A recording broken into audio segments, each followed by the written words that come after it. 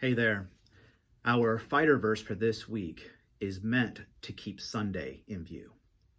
Our fighter verse for this week is meant to keep this coming Sunday in view. And this Sunday, September 13th, we will come to the house of the Lord together, gathering at the Lord's table.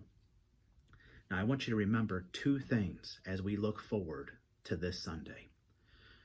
The Lord's table, or what we sometimes call communion or the Lord's Supper, is what brings us together as a local church family.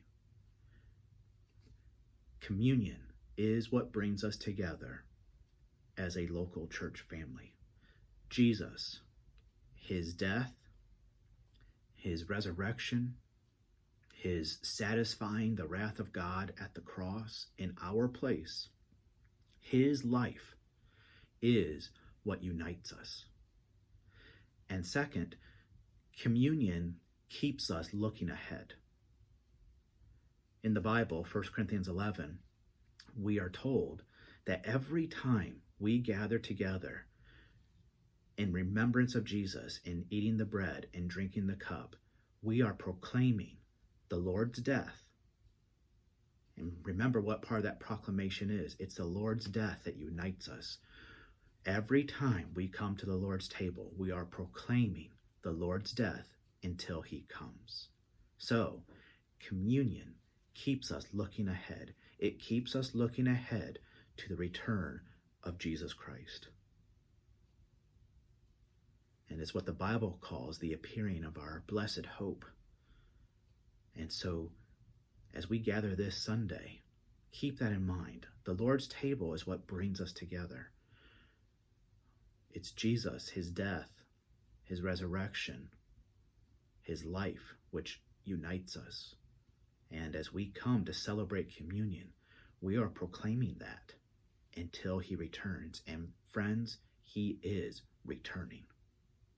And he is returning soon. Now, having said that, I want you to think about this question. Historically, when has the Lord's Supper, when has communion had the greatest significance? I'll say it one more time. Historically, when has the Lord's table meant the most? The answer, right now. Right now, this moment in history is when the Lord's table has the greatest significance. I want you to listen to this statement. Speaking of right now, the year 2020, it's never been easier to get hurt and offended as it is today, it seems. Tensions are high. Divisions are wide. Patience is thin. I'll read it one more time. And it is answering the question, historically, when has the Lord's table had the greatest significance? And the answer is right now. Listen again. It's never been easier to get hurt and offended as it is today, it seems. Tensions are high. Divisions are wide. Patience is thin. Now, when we hear that statement, we might immediately think of politics. I did.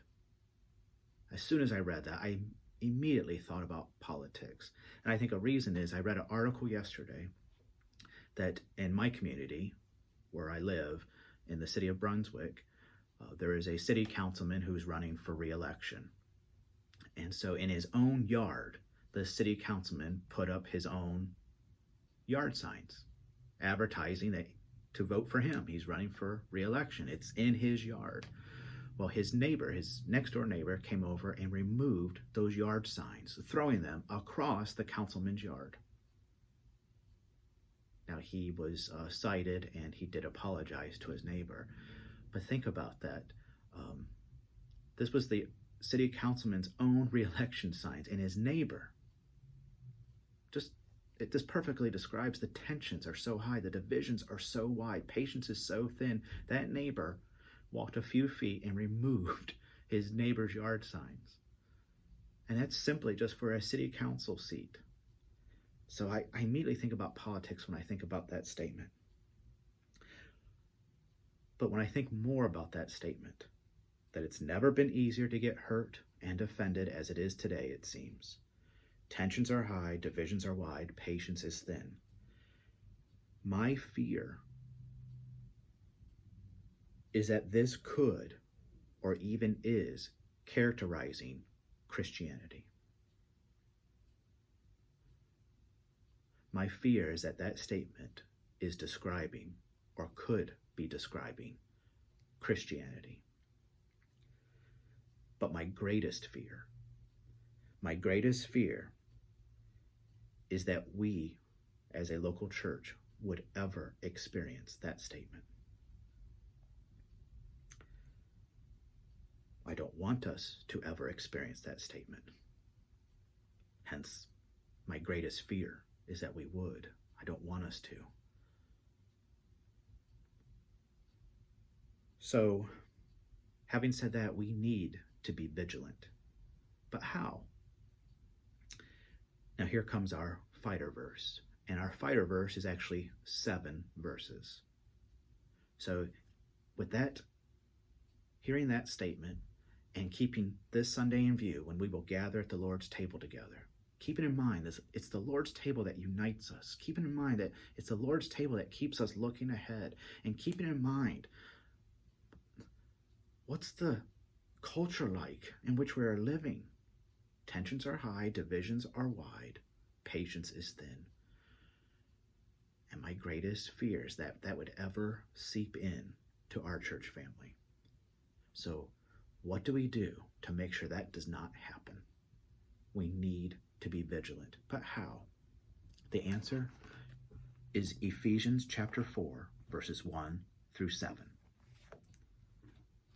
Listen. Paul writes to this local church in Ephesus, I, therefore, a prisoner for the Lord. I love that statement. Not a prisoner of the Lord, but a prisoner for the Lord. Urge you to walk in a manner worthy of the calling to which you have been called, with all humility and gentleness, with patience, bearing with one another in love, eager to maintain the unity of the Spirit in the bond of peace. See, he's not talking about the culture. He's not talking about politics. He's talking about what must be true in being a church family. Verse 4, there is one body and one Spirit, just as you were called to the one hope that belongs to your call. One Lord, one faith, one baptism, one God and Father of all, who is over all and through all and in all. But grace was given to each one of us. So pause there. What has been given to each one of us at Calvary Community Church? Grace. But grace was given to each one of us according to the measure of Christ's gift. I want us to stop there.